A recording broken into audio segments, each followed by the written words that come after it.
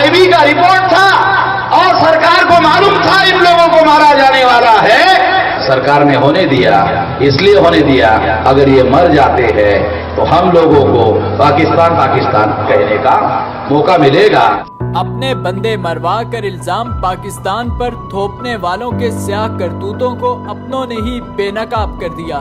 पुलवामा हमला मोदी ने खुद करवाया। भारतीय समाजी रहनुमा विमन मेश्राम ने हिंदुस्तान का पुलवामा ड्रामे का पोल खोल दिया। हमारे लोगों को मारा, पाकिस्तान तो दूसरा देश है, दूसरे देश से हमारे देश में RDX का मटेरियल कैसे आया, गाड़ी कैसे आई, तुमको 8 दिन पहले मालूम, क्यों नहीं रोका?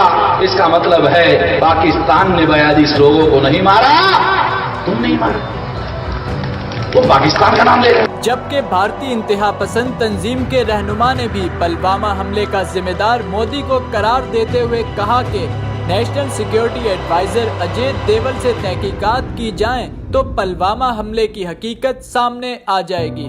हिंदू इंतहा पसंद तंजीम के सरबराह ने बात सिर्फ यहीं खत्म नहीं की, उन्होंने भारत की साबका हुकूमतों के करतूतों से भी पर्दा उठा दिया। राज ठाकरे ने कहा, पुलवामा हमले में मारे गए फौजी सियासी मुतासिरीन हैं। भारतीय हुकूमतें सियासी मकासद के लिए ऐसे काम करती हैं, लेकिन मोदी हुकूमत में ऐसे वाक़यात में इजाफा हुआ। पाकिस्तान की सिविल और अस्करी क़यादत के दो टोक मौक़िफ़ ने पुलवामा हमले पे न सिर्फ भारत को पूरी दुनिया बल्कि उनके अपने मुल्क की अवाम के सामने भी बेनकाब कर दिया है, जो कि पाकिस्तान की एक बहुत बड़ी कामयाबी है।